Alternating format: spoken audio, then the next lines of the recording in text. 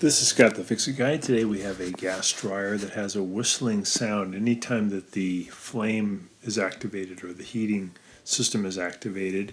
And this is usually due to a faulty gas valve assembly. So we're going to be changing the gas valve assembly.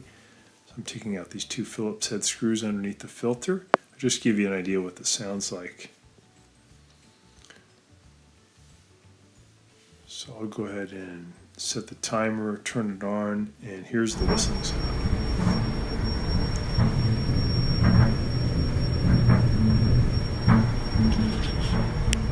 So it's pretty unusual, but every now and then you run into this. So to get this gas valve changed, we're going to be removing the top panel by pushing in on two clips that are on the right and left side, about 2 inches in. Push in with a paint scraper. And then I'm going to remove the modular connector for the door switch. So I pry that apart, and then I'll remove two little screws that are holding in the top of the front panel in the upper right, upper left hand corner. Once I get those out, I'm going to grab the front panel and lift it up toward me by about 2 inches.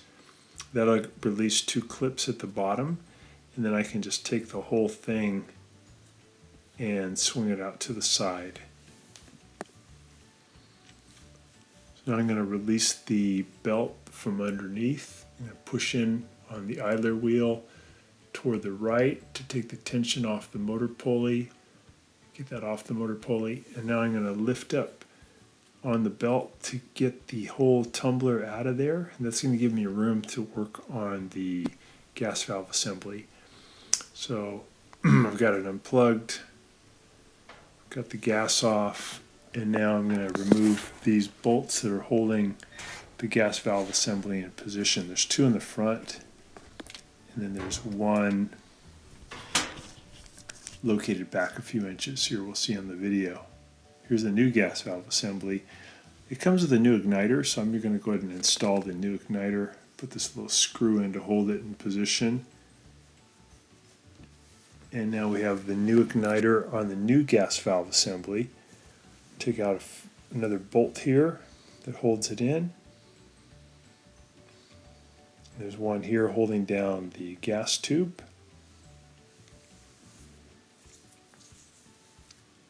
I'm going to take the modular connector off of the primary and secondary gas valves.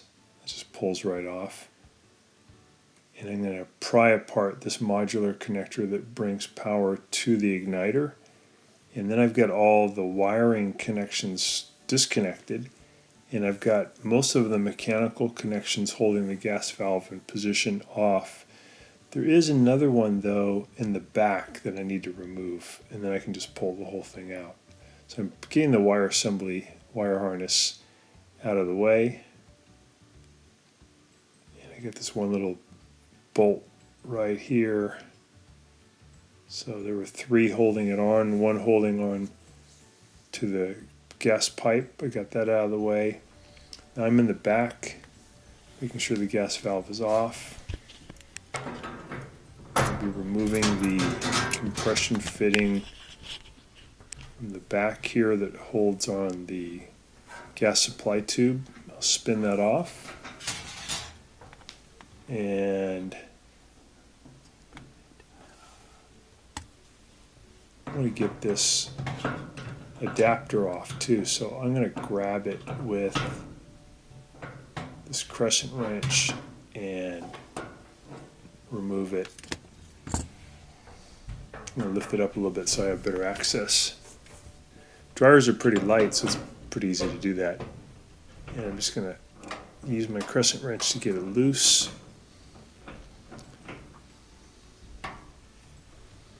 So I'm loosening that until I can turn it by hand.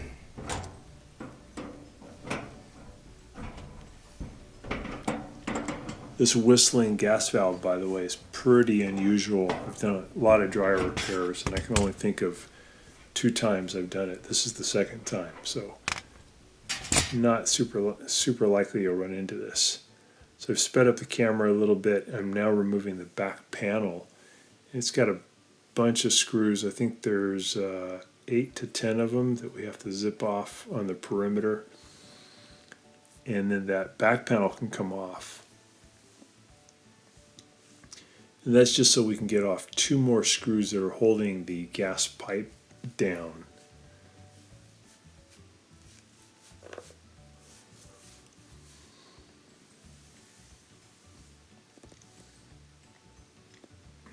So this seems like kind of an involved procedure, but it's really pretty easy. Just a lot of little screws you got to take out.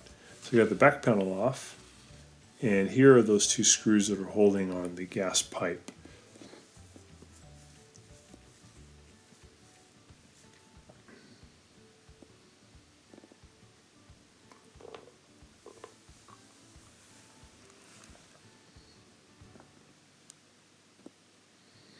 So I got that off. Now I can lift up and pull the old gas valve assembly out. I noticed there was a little bit of pipe dope or pipe sealant that may have gotten pushed downstream that was causing the whistling. So I'm putting in the new valve assembly. Push the pipe all the way through, and I'm adding this bracket that holds down the gas pipe.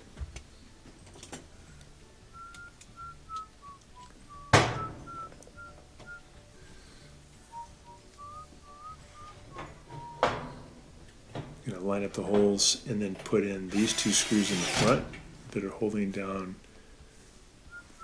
the gas valve assembly. There's one that goes straight down here, right there. We have all the mechanical connections done. We'll do the wire connections, a modular, hook up the primary and secondary gas valves. Really easy to do. Just line them up. Wiggle them in. Then there's a modular connector for the igniter. I'm going to pull this whole thing out of the way so that it's not near any of the heat. And that's pretty much done in the front.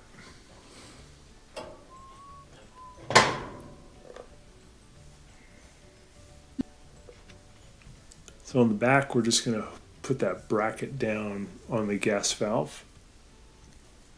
There's 2 screws holding it in. We're going to put on some of this Teflon tape on the threads of the new gas pipe. And this is the yellow type of Teflon tape. The white stuff's for water, the yellow stuff's for gas, so it's a little bit thicker. So I'm putting it on the threads, and then I'm going to kind of squish it on, and then I'll take the adapter and I'm going to feed that back on. First I'll put on that little bracket that holds the gas pipe down. The bracket's interesting. It has little teeth that sink into the gas pipe to really hold it securely. Because when you turn with a wrench or adapter, you don't want the gas pipe to turn. So that bracket really helps to isolate that.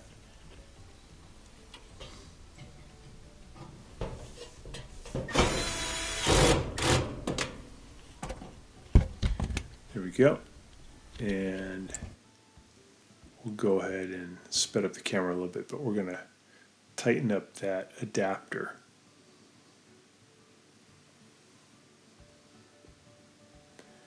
And that Teflon tape just makes a really good, super airtight connection.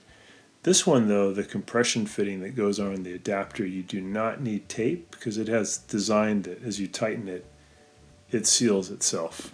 Those are called compression fittings.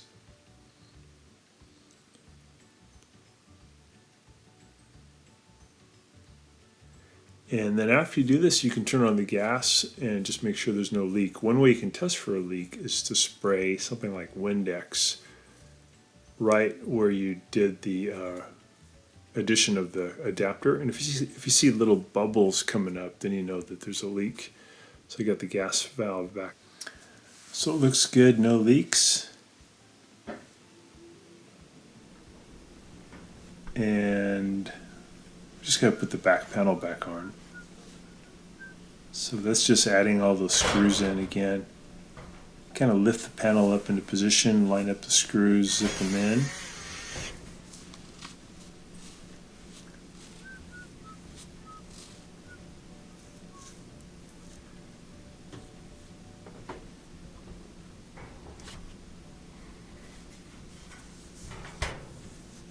There we go, that one lines up.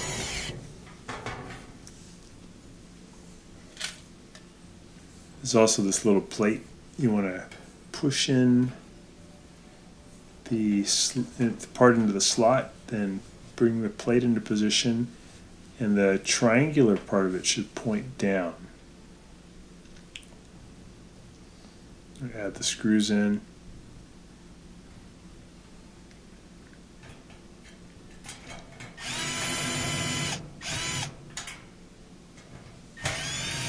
There we go.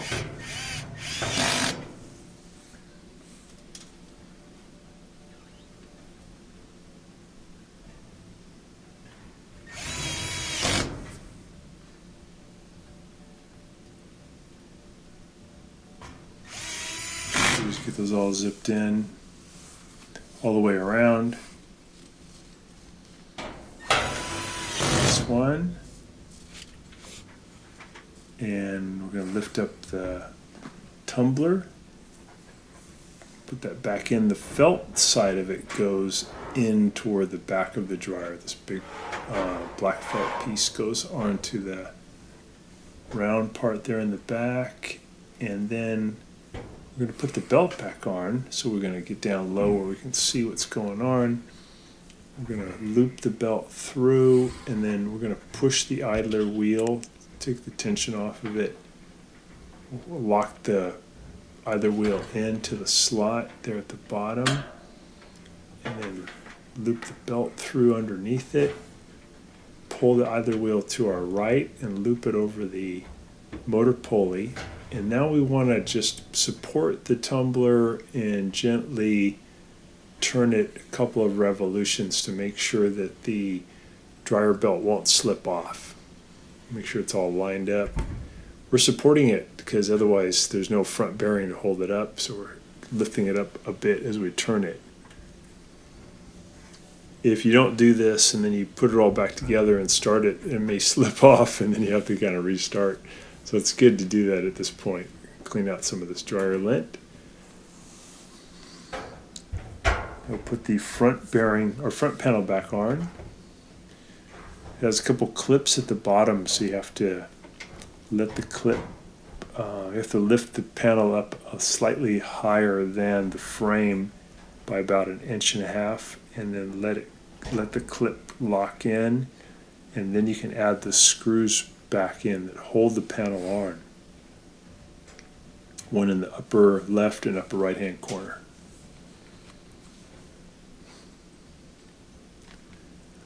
So this dryer has some new life. It has that new gas valve assembly, has a primary and secondary new gas valves. It has a new igniter. So this is great. Could give this dryer maybe another 8 years of life. This design, by the way, by Whirlpool is awesome. These dryers often will get up into the 25 and 30 year point. You have to do a bit of replacement parts like we're doing today, but they're really good dryers. We do this modular connector for the door switch. Make sure you do that or it won't start.